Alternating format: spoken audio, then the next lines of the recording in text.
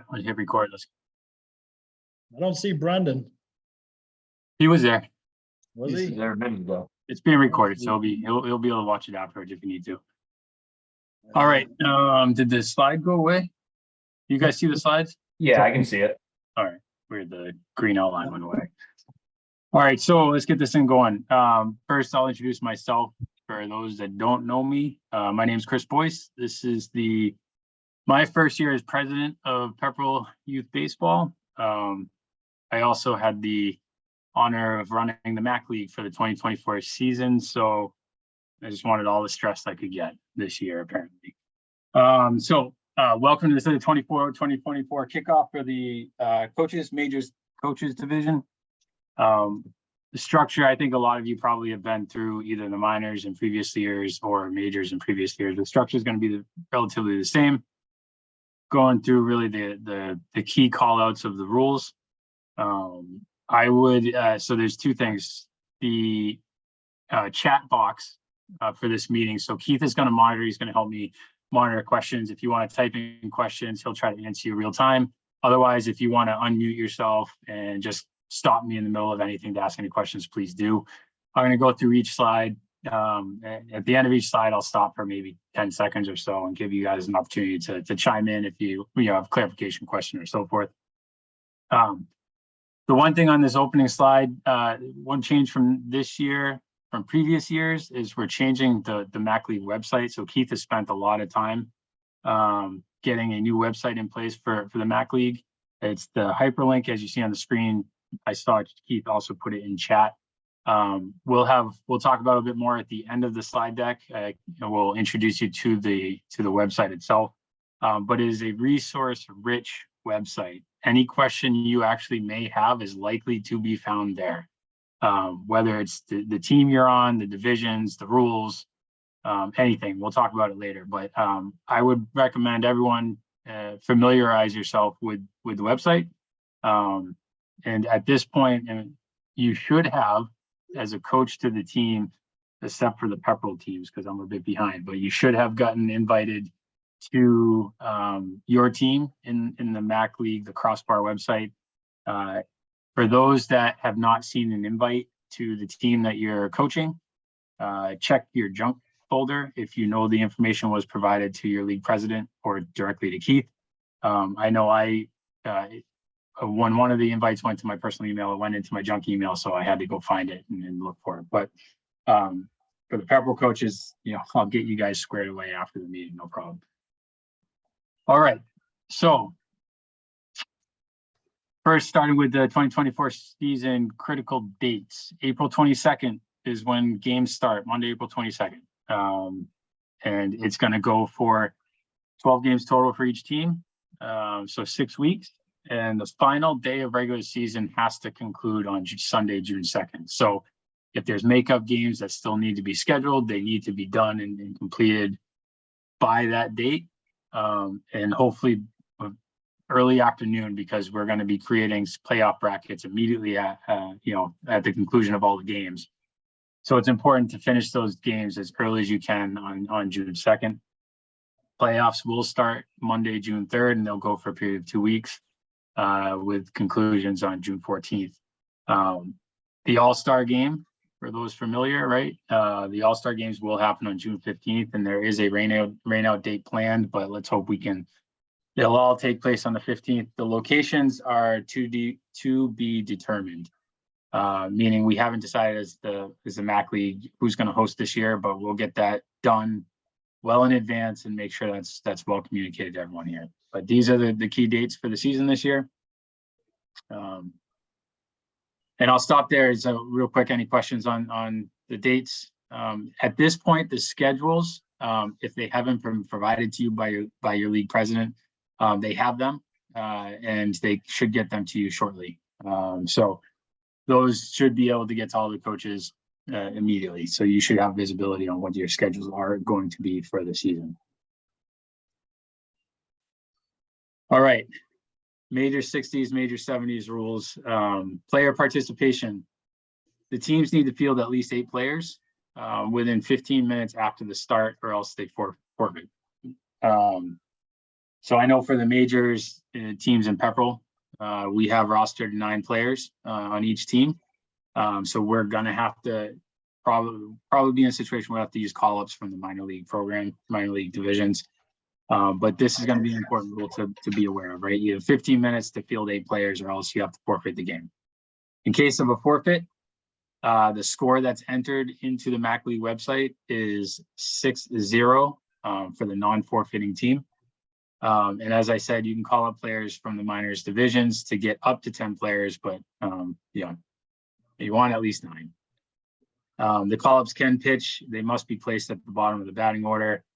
And call-ups must play a minimum of 6 defensive outs. Players are not allowed to wear jewelry, watches, rings, pins, necklaces. The only exception is medical relevant bracelets. All right. I saw Keith put some call-up rules in the chat, so you guys can monitor the chat. Keith will be posting things as we go along if needed as well. Games and scoring. No innings can be started 2 hours after the official start of the game as determined by the umpire. So at the start of the game, umpires will record the time. 2 hours after that point, no more innings can be started. Umpires will make the call to stop play before the time limit due to weather or darkness. Home team pays the umpire before the game and provides at least 2 ball games. In major 60s, I think most of us know there's a 5-run maximum per inning, except for the 6th inning and the last inning, which allows unlimited runs. I did want to highlight for those 70s coaches on here, there is no limit for major 70s, right? So you can score as many runs as you want on any given inning. And then coaches can agree to designate an inning before the 6th as the final inning. So for major 60s, if you're running out of time, running out of daylight, and you're in the 4th inning, you guys can decide as coaches and inform the umpire that the 5th inning is going to be the last inning, meaning it's going to be the unlimited scoring inning, right? The goal is to get all 6 innings played, but especially in the early parts of the season, that can be difficult. All right. Again, if there's any questions, unmute yourself and scream, stop me from moving forward. Mercy rule: if a team's ahead by 10 or more runs after the 4 innings, or 3.5 if the home team's ahead, game is conceded. The score at the time of when the game is conceded is what is recorded in the MAC site. So you do want, if there's still time in daylight, let's just say the game ends in the 4th inning, you want to try to take advantage of those extra 2 innings and allow kids to play. So you record the score at the end of the 4th inning, but you want to try to get those 5th and 6th innings played. The rule that is critical there is there's a 2-run max per inning at that point, right? So you don't want to continue to score lots of runs. You want to kind of move the game along, get those last couple innings in. I would use those innings as an opportunity to get players in different positions, get players pitching that aren't used to pitching or that may want more experience, more opportunities there. Those innings are important to allow the kids, the entire team to play in positions that they may not typically play in. That being said, for pitchers, any pitching after the Mercy rule has to be recorded, right? Kids' arm health is the most important. So if they threw pitches, even if the game's already conceded and you played those extra 2 innings, they have to be recorded and counted as in the pitch tracker on the MAC site.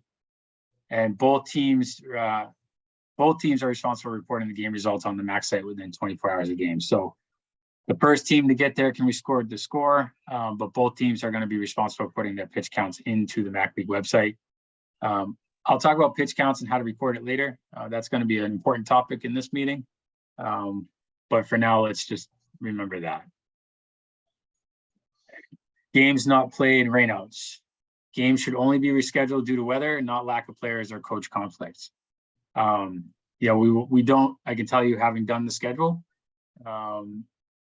just having fields available, rescheduling games is not going to be easy. So you want to avoid rescheduling games as much as possible. If you need to, or if you know well in advance with the coaches, I think now that the schedule is finalized, you have the constraints of the start of the season, the end of the season. If you want to try to coordinate with the opposite coach of one of the games on trying to reschedule, that's up to you guys to try to do. But the home team needs to make sure that there's their field's available and an umpire is available. So the the warning here is try not to reschedule if you don't have to, because it's going to be difficult. If a rainout does occur, report the game as postponed in the MAC site, and then update the new date that the teams agree to play. A rainout should be scheduled as close to the original date as possible, using either team's field as necessary, right? So that speaks to field availability could be a challenge, right? So if you have to use the visiting team's fields just to get the game in, consider doing that. You may have to. I'm going to try not to go too fast, so please stop me. I can easily get going too fast and lose you guys pretty easily. Games not played. Home team is responsible for determining whether a field is playable, right? So in case of rain, heavy rain earlier in the day or rain at game time, it's up to the home team to decide, we can play or we can't play. They're responsible to make sure the field's ready to go and the game can be played. If the game is to be called, it needs to be called at no earlier than 2 hours prior to the game, right? You want to try to take as much time as you can before you call the game, but then you do need to call it in enough advance warning so the umpire isn't traveling to the field and the teams have a chance to react. But try not to call it until within 2 hours of game time. Game is official after 4 innings or 3.5. The home team's ahead. Games postponed before the end of the first inning will be restarted. So if you got through the first half of the first inning, and then you need to postpone the game because it started downpouring and you actually can't play, then when you reschedule that game, it's going to basically start from new, right? It'll be the first inning all over again and you start over. If it's postponed after the second inning, but not official, it's going to be resumed at the stoppage of play. So just pick up where you left off. And then, of course, if the lightning rules, if lightning occurs, everyone has to get off the field and stop play for 15 minutes. And assuming no additional, every lightning strike that occurs, you have to have a 15-minute delay before you can resume playing. So lightning strike happens, 14 minutes in, another lightning strike occurs, you have to now wait another 15 minutes before you can decide to keep playing. Right. That's Hey, question on Yes. that one. Does that come into the 2-hour rule? Of game time rule? That's an interesting question. So, no, so I wouldn't think so. No, you'd have to delay the overall game time by the amount of time you were sitting in the benches waiting for the lightning to clear.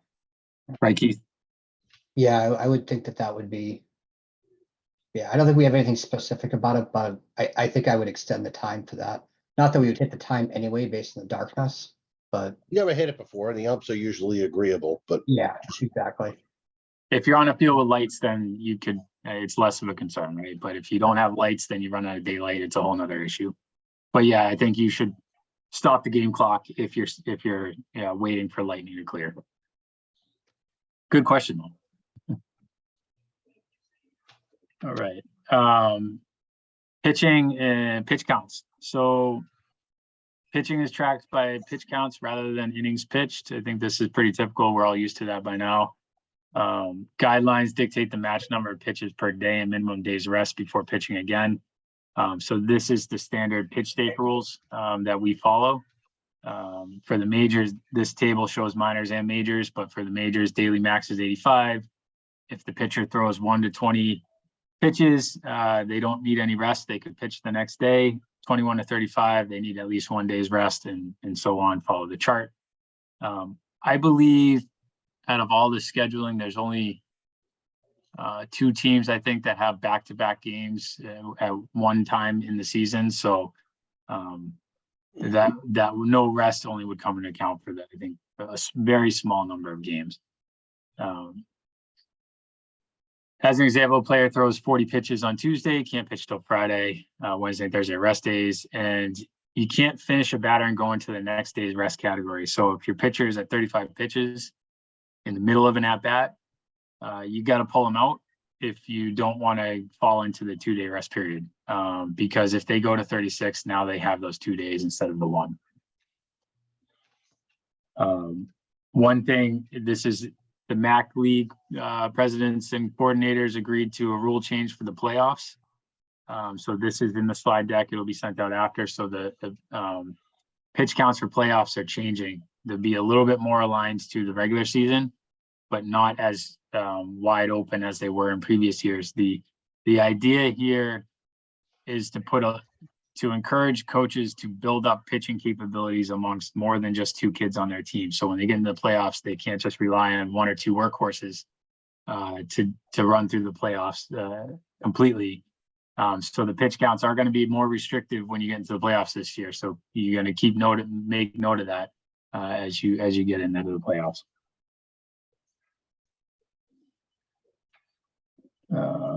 All right.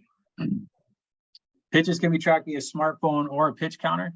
I think most people are using Game Changer at this point. I personally would recommend using Game Changer. If you have, someone on your coaching staff, or you want to bring someone on as an official Game Changer coach, that typically is the best approach I've used.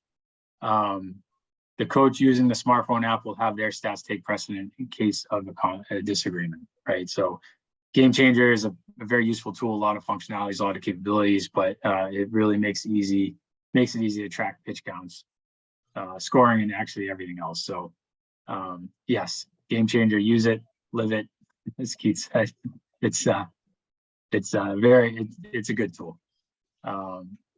At the pregame meeting with umpire coaches, we'll disclose ineligible pitchers for their team. So coaches prior game are responsible for recording pitch counts, but when they go to their next game, if they have an ineligible pitcher, it's up to the coaches to make that clear at the start of the game, which players they have that can't pitch that day.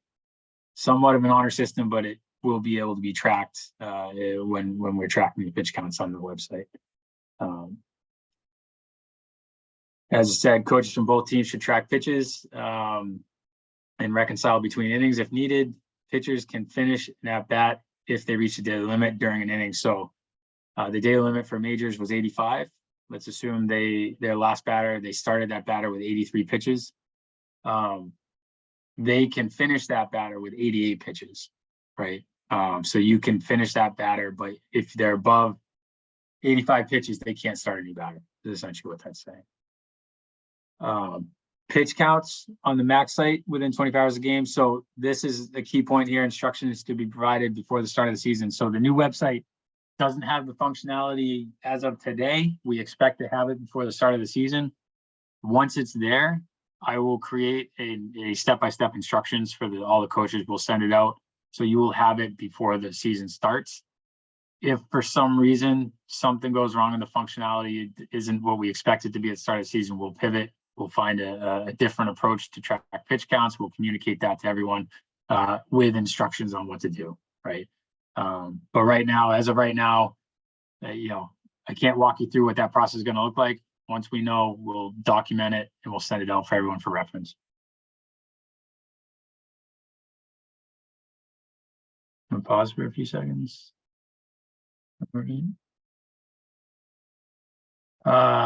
Pitching, new pitchers get 6 warm-ups, returning pitchers get 4. I mean, you try to stick to that as best you can. I know sometimes pitchers will go a little bit more than that. Umpires may hold you to that, but we want to try to keep the game moving, especially in the early parts of the season when the daylight's running out and you're on a time clock.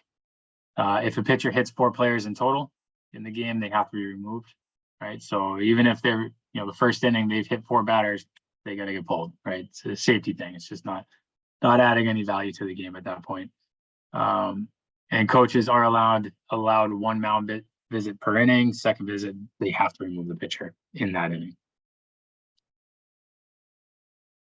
Batting. So new clarification rule for this year. On-deck batters are allowed behind the third and first base coaches or outside the field of play. So the important thing here is every field's different. Every setup is different. Coaches are going to be responsible for making sure they understand where the on-deck batters are allowed in the field they're in, following the statement above, and administrating where the on-deck batters are allowed to warm up. So the coaches meeting up front, clarify with the home field coach and with the umpire where they're allowed to stand, and then make sure your team's following the rules that were stated. For those that may be at this level new to baseball, probably not. USA bats are the only allowed bats. There's sometimes confusion on USSA. I think make sure your players are using just USA stamp bats. It's illegal to use anything other than that. If a batter makes contact with the ball with a foot outside the batter's box, the batter, they are out. Any player throwing a batter helmet with malice will be given a warning for the first offense. Second offense will require ejection from the game. Right. So we do want to try to hold firm on that. I guess coaches and umpires in game, you'll be facing that decision. But we really want to hold the kids accountable and set expectations within the league that throwing equipment is just not acceptable. Keith, I love the added comments in the chat. The clarification of the USSA events, I love it. Added context.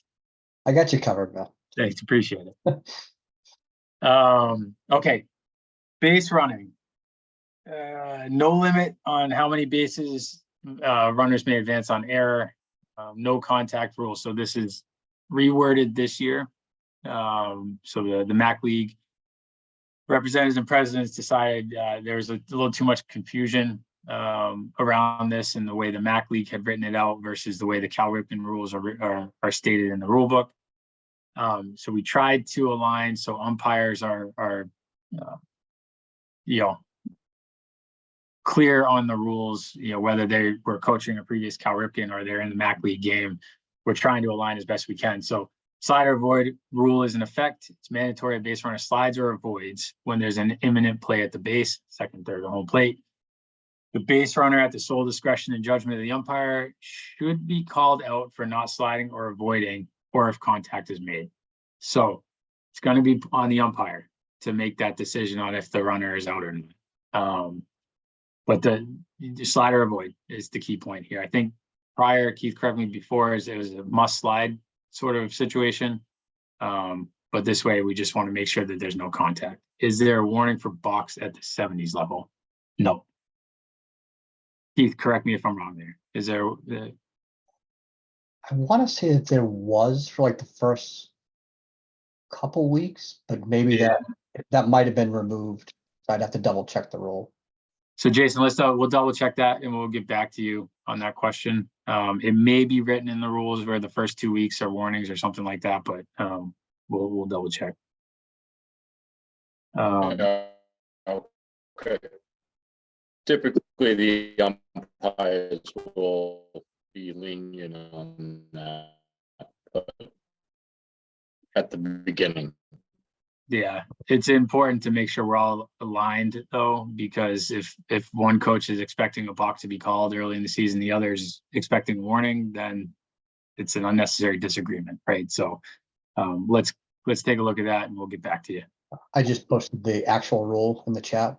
So the first balk is actually a warning, and then any subsequent balks, the runners get the base. For the entire season, yeah. Yeah, it looks like the whole season. Got it. Okay, good to know. Okay, no leading box at the major 6 level, no head first sliding except for returning to the base. If there are 2 outs, a courtesy runner for a catcher should be used so they can get ready for the next inning. So courtesy runners should be used, for pitchers, for catchers to make sure they're ready to start catching the next inning, keep the game moving, and don't have unnecessary delays of catchers putting their equipment on. Base stealing, major 60s, runners can attempt to steal after the ball passes home plate. There's no limits on the number of steals per inning. Stealing of home on pass balls is permitted. In major 60s, no delayed steals allowed. Once runner is stopped forward movement, they must return to the base. So major 70s, you're essentially free to do what you want as a base runner when the ball is live. But major 60s rules are a bit more restrictive. Should the courtesy runner be the kid who made the last out? So I know that is the rule, yes. I don't know if it's explicitly written, but yes, the kid who made the last out should be the courtesy runner. It is actually written that it has to be the person who passed out. Yeah. Okay, thanks, Keith. Infield fly rule is in effect, applies with runners on first and second or bases loaded with less than 2 outs. If fly ball is in the field that can be caught with ordinary effort, an umpire will call infield fly. Batter is out regardless whether the ball is caught. The ball is still live and runners can try to advance if they want. I think probably most of us are familiar with the infield fly rule, but if it's new to you, there's the rules. Drop third strike is a new one for the major 60 levels for those that are coming up from minors or new to coaching major 60s. So the batters may try to reach first on a drop third strike and if first base is unoccupied, right? So runner on first, batter swings and misses, catcher drops it. Batter can't try to get to first base because there is a runner on first. If the first base is open, they can try to get to first and they got to get thrown out or tagged. Let me see, if first base is occupied with 2 outs, batter may advance to first. In this situation, runners on first, second, on first and second, and third would have to advance and can be tagged or forced out. So I think the good example here is bases loaded, 2 outs, drop third strike. Catcher could just step on home plate to get that forced out at home instead of throwing down first. In a drop third strike situation, as soon as a player steps out of the dirt circle, they will be called out. Until they step into the grass on their way back to the dugout, they can turn and run to first on a drop third strike. So this comes into play when kids just forget about the drop third strike rule. What we try to do is put verbiage in here. So if they were to leave the dirt, start walking back to the dugout, once they hit that grass area, they effectively be called out. But their team is going to yell at them when they start walking back to the dugout, and hopefully they catch their attention early enough and they can get going, right?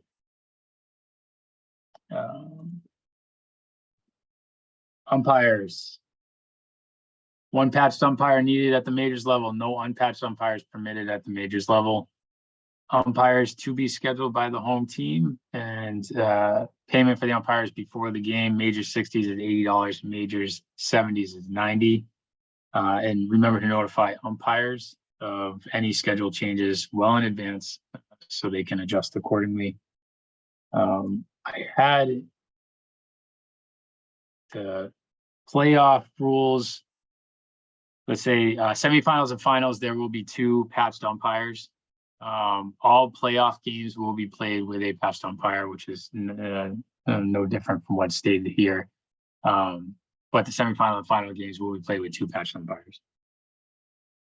And then the last one here, sportsmanship, before we get into the MAC League website and some other comments. Sportsmanship, I know Keith is big on this and I am too, right? We want to make sure our teams, our coaches, our team's parents are respectful of the game, respectful of the umpires. And we really can't accept any sort of heckling or arguing from the sidelines. We expect coaches to hold the team and the team parents accountable. So if one of your team parents is starting to act, unnecessarily angry towards our umpires, we expect the coaches to address it right then and there and put a stop to it. So Keith, I know you probably have your own comments here. Yeah, I'm gonna just piggyback here on this one because this is above and beyond important. We've lost way too many good umpires the past couple of years, and it's specifically because of the behavior of our coaches. We have to be better at this. We're going to start enforcing these suspensions and things like, if you're upset with a call, just because you're not yelling at the umpire, turning your back to him and yelling about it to somebody else over on the side is still bad sportsmanship. Everybody can hear you. Everybody can see that you're pissed off and waving your arms. Don't do it. Suck it up, get over it. And the other big part of it is strike zones. Every umpire has a different strike zone. And this is rec ball. This is not AAU. So their strike zone could be from the toes to the tip of your head. It doesn't matter. Whatever their strike zone is what it is. And they could change it throughout the game. If they've got a good pitcher, they might tighten up the strike zone. If they got a pitcher who has a hard time getting it over the plate, they will probably widen it. I know that can be an awful thing for some of your AAU or your better players because You teach them to only swing for stuff in a traditional strike zone. But this is rec league. This is not AAU. So keep that in mind. The goal is to have kids hit the ball here. So the umpires are going to make that happen. So be patient with them and don't, just don't when it comes to anything with the umpires. Let them make the call. Doesn't matter if they're right, doesn't matter if they're wrong. Doesn't matter if you have like I tell this to my coaches. I don't care if somebody comes up with a video evidence that the umpire was wrong. The umpire made the call, the umpire is right. Take the phone and throw it away. It does not matter. Umpire makes the final call, let it be. Thanks, Keith. The second bullet point here is important, right? So I know a lot of coaches really try to adhere to this, but kids team chanting and cheering. All for it, be as loud as you can, but when the pitcher starts their windup, quiet it down. Make sure your team is quiet. It's a sportsmanship aspect of the game. We don't want to be screaming at pitchers as they pitch, right? So if you have a team that really loves the chanting and cheering, that's great. But please make sure that they, knock it off at the time the pitcher starts their windup. And I gotta know, I did want to make a comment. The major 60s and major 70s level there, a lot of you are probably aware of this.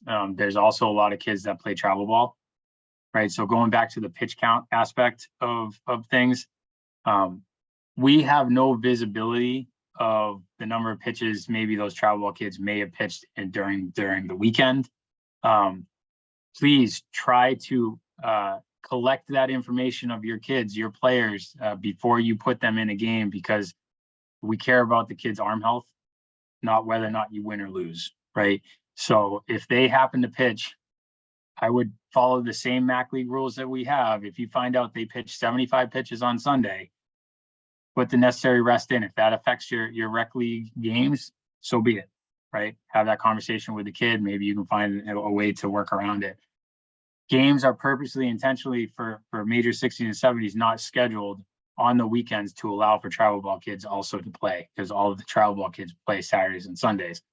But it's important, right? Arm health, kid health is the most important thing. So if you have kids playing travel ball, make sure you're keeping track of, did they pitch on the weekend?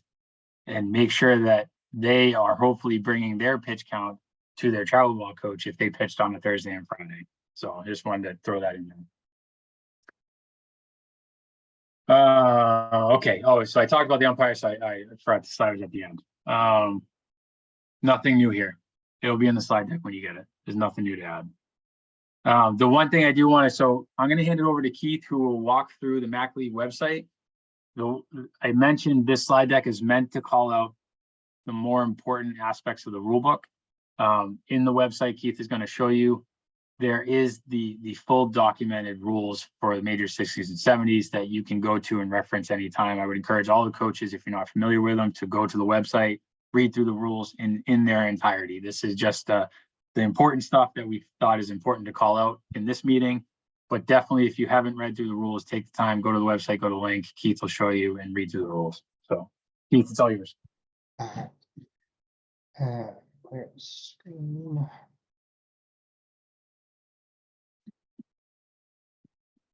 All right, you'll see my screen, all right? Yep. All right, so just so I can see it. Okay, so this is our new website. It's actually from a company called Crossbar. So you can download an app for this. It's called Crossbar, and you can log into it and get everything on an app on your phone. The other part, this website is completely mobile friendly. So if you bring this app up, this website, just the website itself up on your phone, it will come out really nice, very readable. It's a great way to bring up the rules whenever you need. They're all in here and live. So this is the main page. You're going to see, your ticker for upcoming games right out of the gate. A couple of different things. So I'm going to go through what we have out here. I'm going to start with the about. Under here, there's a lot of different pieces on here, but the few things I'm going to highlight. One, our facilities. This is a list of all the different fields that are out there as part of the program and the addresses for each one of them. If you find something's inaccurate, let us know and we'll get that fixed up. Going down, providing feedback.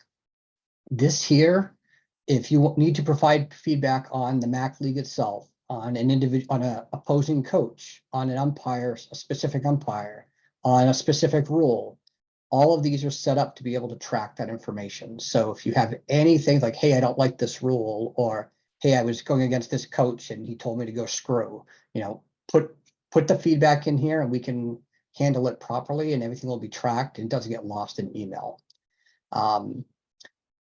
That's about all I'm going to go through on that one. I'm going to jump over to resources. So under resources here, the first thing you're going to see is the minors and majors rules. So the very first thing to come up is those rules. And here's where you're going to see the whole details. When you see stuff in black as you read it, these are common for minors, major 60s and major 70s. When you see these things showing up in blue, these are specific to one individual league. So like here we get a minors rule, here we have a minor 60s rule. There's nothing for 70s because it's standard. Once Chris is in the process of updating these rules to have some of the 2024 changes in here, they're not quite done yet. But when that's done, you'll see them show up in red, anything that's changed for this year. It's pretty thorough and this is the live document. And like I said, you can bring this up on your phone whenever you want, nice and easy. I'm pretty sure there's some umpires on the call right now, so please make sure you guys take a look at these rules because these are not Cal Ripken rules. These are different from your Babe Ruth rules. So these override those. It's a very unique league. So you should make sure you really understand what you're getting into when you try to umpire one of these games. Going down a little bit, I'm going to skip rookie, go to playoff rules. So all the specific things about how we do our playoffs is listed here, followed by what's called in-season rule clarifications. So what this is anytime someone sends us a message says, I don't understand something, we clarify it in a little bit more context here. So everything that we clarified last year on any of the emails we sent out, all of those clarifications are here. So feel free to read these. These are in addition to the rules. They should just be helping you understand them a little bit better. Going down just a little bit more, you're going to see the 2024 coaches meeting. Once these meetings are done, the recordings will be published along with the presentation that Chris did. You can see the minors meeting video is already up. We're just waiting for the other stuff to be put on there as well. But this is where you'll be able to find that detail. Divisions, this is probably where you'll spend a good chunk of your time. This is where we're going to go into and see what's going on in for scheduling. So if I come in here, look at major 70s, you're going to get a quick snapshot of what's going on. You can see any of today's games that are scheduled. You're going to see a quick standings. You'll be able to hit this drop down once we get to the postseason. You'll be able to switch to a bracket, and it'll show you the brackets for the postseason as we get through that. You can come into scoreboard, and you'll be able to see every day. Actually, click it. Every day which games are playing, what were the scores, as wherever we are, you'll be able to go and see what games are played and all of that stuff. Schedule. This is the best way to find the schedule on a per division basis. So like this is the major 70 schedule for every town across the entire league for the whole season. So if you need to find out who's where or what, this is the best way to find it. And then finally, standings. This is the more expanded standings about showing, who's in what place and where their seedings are currently for the playoffs. So we think the new system should actually be more accurate than the old one that we had, but we'll have to do a little bit more double check on that. So last year, even though the website showed a certain order, it wasn't necessarily what we did. So it was a little bit off. We'll have to verify what we're looking at for this year on here.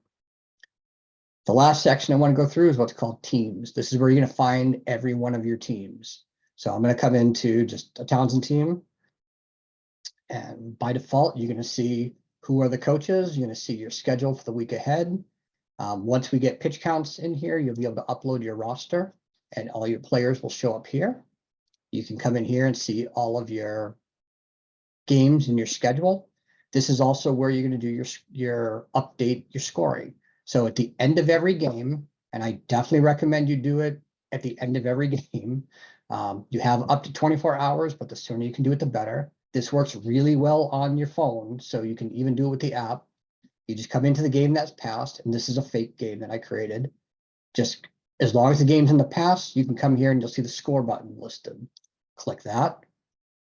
And you just come in, put the score, hit save, you're done. Once the pitch counts gets turned on, you'll also have the pitch counts listed here as well. So you just pick the couple of boxes, fill in the values for the players, and you're done. So once we have the official piece, we'll show you more examples of how it actually works, but it's pretty simple. Contacts, yeah, it's going to show you all of your coaches and all the people that you're competing against. And so like, this is a great way to see like, hey, you know, these are the different towns that this team is playing, and here's their coach for each one of them. So if you're looking to find out who you're playing, there you go. If you come into staff, you're going to be able to see. So this, as a coach, when you come in here, you'll see probably your name here. You can add additional staff to your team if you want to have them access to the website. If you see stuff like this at the bottom, that means the coaches have been invited, but they haven't yet accepted their invite. And then you can always hit the resend button and it will resend them another copy of the invite. So hopefully they get it. And then once they get accepted, they'll show up here, which will put them here with the rest of your stuff. That's the extent of the website this year. It's actually pretty simple. It's a lot less complex than the old system was. It's a lot cleaner. Still doing some more work to keep adding more content to it, but I hope it works out well for everybody. We did run our playoffs through it last year. It was kind of running through it, but in as well as the old one, but it did do a good job tracking it. So it was pretty slick, do all the bracketing through there. Any questions on the website?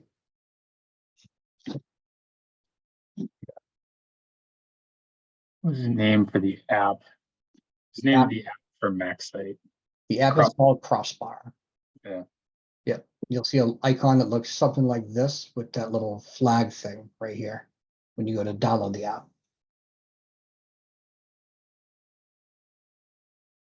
Keith, I did just an FYI, I did look at, so I downloaded the app earlier today just to test it. And Yep. I put a fake game in just because I wanted to see how things work. I don't think I can actually update the score in the app. Okay. I'll take that back to Crossbar and see what they say. Yep. Awesome. But if you guys start working with it, if you see things that aren't working right or don't seem right, email me, let me know. I'll get a hold of Keith. And we'll get it fixed as best we can. Yep. Yeah. And the other thing you can do is if you have questions on this website, is this right here, the live chat with Crossbar. Like you can actually ask them questions and they'll actually answer pretty quickly. I send them all sorts of messages, and this is how I get everything fixed with them. It's just by coming into messages and ding, ding, you see all my messages with them for different things. So anything you're looking for, if you just want a quick answer of how to use something on the website, they're a good way to get it. Or you can reach out to me or Chris and we can try to help you as well. Hey, Pete, it's Norm. How about, is rescheduling a game pretty easy? Yeah. So you can just come in, go to your games, reschedule. Oh, cool. Yep. So this is kind of interesting. So you can, this will let you do a reschedule request. So you just pick, inclement weather, change type, reschedule, postponed, proposed date. It'll send it to the other coach and they can just hit accept on it. And then it updates everything. That's slick. Yeah. Thank you. Any other questions on the website? Hey Keith, it's Dominic from GD.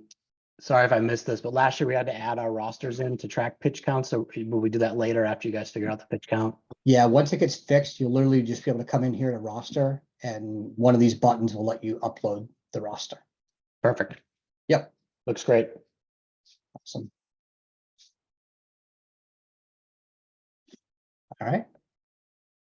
I would just reiterate again, so the website is very resource rich, right? So like I said, any questions you may have, likely you can find it on the website.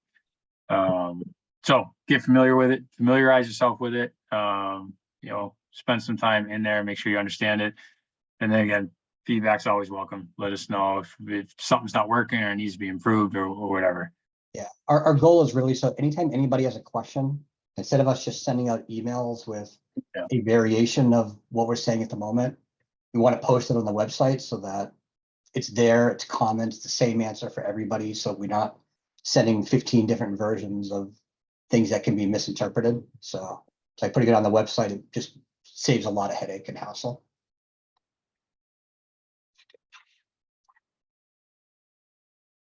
Other than that, so that actually covers all the slides I have. So this is an opportunity for Q&A.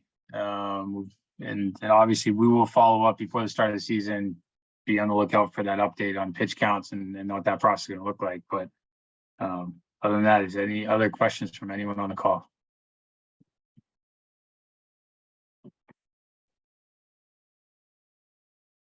Doesn't sound like it. Yeah, quick question. Has anyone gone on that Crossbar app? I just downloaded it, but there's like not much in there. I don't know if anyone else had a different experience. So I downloaded it today just to try it. So you have to, I think, have accepted the invite and signed up with Crossbar for it to actually populate what teams you're on and so forth. So if you haven't accepted your invite, you're not officially on one of the teams, then it's going to be pretty much blank, I think. That's the only thing I can think of. Keith, I don't know if you have any additional. Yeah. If you just log in and you don't actually log in with your Crossbar account, it's not going to show up anything. There's a lot of different programs that use, like, if you have any kids in hockey, there's a very high likelihood you're probably using Crossbar. Very common platform there. So you might already have it, and it will bring all of your schedules and everything all together. So it's, Who is the email from the invite that I'm looking for? It would have been, let me look right now. Because it's from the system. yeah. Let's see. Here with It was me. Macintosh Baseball League. Keith, do we have to provide, as you guys are looking that up, or do you guys do we have to provide as the MAC League reps, the names and contact information for the coaches? So, yeah, that's, You might have made that request before already. yeah, that email that I sent out a while ago and in the chat here, if people just let me know, I can add them.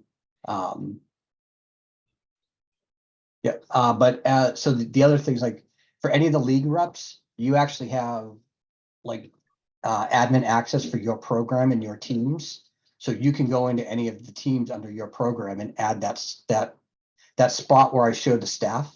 You can go in there on your own and add them all of them as well. Okay. Yeah. Or you can send it to me and I can do it. Whatever's easier for you. Hey, Keith or Chris, you guys nailed it. I just never signed that, whatever you just said, register, that email invite to register for the site. Then it'll populate all the stuff in the app. Awesome. Good call. So I sent it's for everyone else in the chat. I put it's from Macintosh Baseball League. Someone said it a second ago, but notifications at macleague.org is what the invite would look like. And then Keith, so Joey I also pointed out that you can't seem to edit scores in the app. So that would be a nice feature. So if we want to reach out to Crossbar, because if you just open the app and edit the score there, it makes things a lot easier. Pitch count would be great too. So Yeah. Yeah, my guess is the pitch counts will be on the website probably well before the app, but but I'll reach out to Crossbar and see what I can get out of them.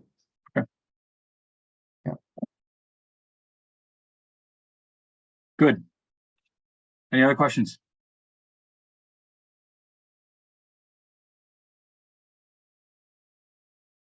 No.